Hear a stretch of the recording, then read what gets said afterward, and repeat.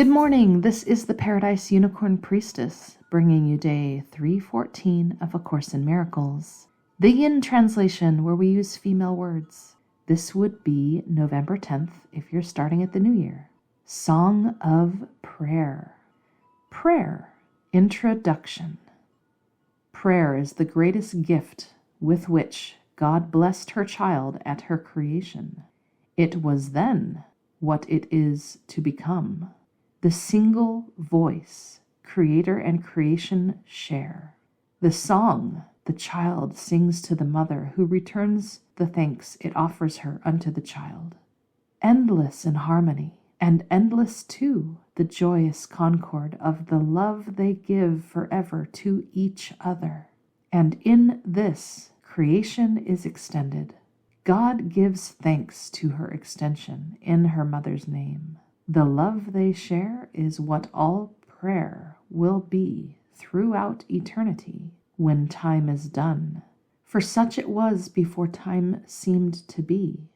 To you, who are in time a little while, prayer takes the form that best will suit your need. You have but one. What God created one must recognize its oneness and rejoice that what illusions seemed to separate is one forever in the mind of God.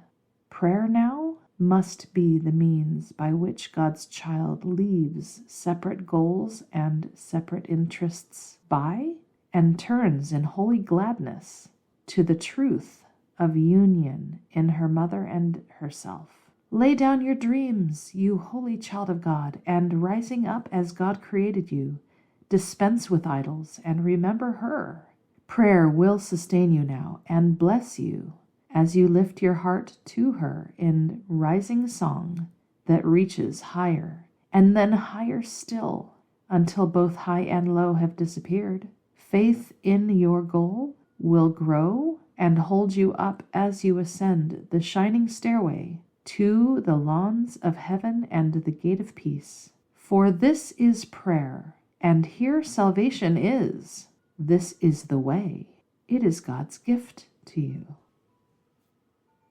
All right, here we are in a new channeled, shorter work, the Song of Prayer. And we are told that prayer was the greatest gift the mother gave her child at her creation. So it is appropriate that we would have an entire book based upon it. So later on in the book, we are told that we are always praying. The question is, what are we praying for? And what is prayer? Why is it the greatest gift? It is our communication. It is our communion. It is our reaching out to touch. It is love. It is the vehicle of love.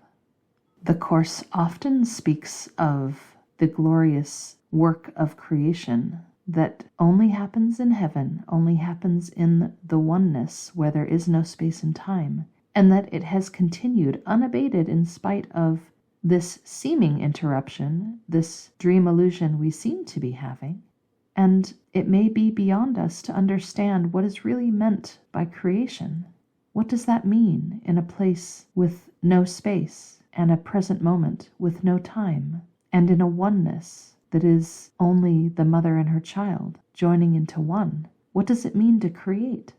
Again, I'm not sure we can really grasp this in any truly meaningful way at this point, but it tells us that in singing the song of love, the mother to the child, that is where the creation is going forth. And I have thought before that if love is the only thing that is real, what is being created? More love. It's just compounding and unfolding and rising ever more intensely in that oneness. An eternal, infinite rising of love. The passage goes on to remind us that we have but one need, and that is to heal the rent, the wound of the separation. We need to be one and know that we are one in love. And so prayer, which soon we will see is described as a ladder, the ladder of prayer that rises from low to high, until low and high are both meaningless. That ladder of prayer must be the means by which we leave behind separate goals and recognize our oneness. We were reminded toward the end of the manual for teachers that spoke of the Holy Spirit that the Holy Spirit is ever standing ready to ease and fulfill our needs. But she is not fooled, as we are, by thinking we have any other needs but healing the separation. She soothes the needs we think we have in our fever dream, our nightmare, by reminding us that we don't have any needs but to heal the separation. And so today's passage says that while we are in time a little while, prayer takes the form that best will suit our need. This addresses the specialness that we created for the purpose of maintaining the separation, which the Holy Spirit has given a holy purpose, a role in the plan that only each one of us can play. We are irreplaceable in that plan, utterly essential in our specialness to heal the illusion. When we relinquish it to the Holy Spirit, this opens up fascinating, infinite possibilities for the different forms of healing forgiveness dreams that could show up in the illusion. And the Course wishes to remind us that it's still an illusion and meaningless, but it is the only illusion that does not lead to greater complexity and perpetuation of more illusions. It is the one illusion that simplifies and brings that complexity back to simplicity. And with that thought, I would like to address a phrase from the Bible that tells us, mysterious are the ways of God. Mysterious are the ways of the miracle. Mysterious are the ways of the forgiveness dream. We cannot judge what forms it may take. Some may even astound us, and they all will delight us. And with this thought, I open my heart and welcome the explosion of joy that is paradise, the vast diversity of healing dreams that spill out before us, blessing all, and bringing the cacophony of chaos into the harmony, the glorious harmony that plays itself out until it is ready to return to unity.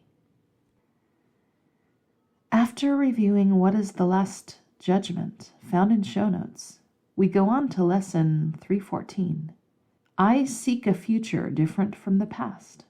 From new perception of the world, there comes a future very different from the past. The future now is recognized as but extension of the present. Past mistakes can cast no shadows on it, so that fear has lost its idols and its images, and being formless, it has no effects. Death will not claim the future now, for life is now its goal, and all the needed means are happily provided. Who can grieve or suffer when the present has been freed, extending its security and peace into a quiet future filled with joy? Mother, we were mistaken in the past and choose to use the present to be free.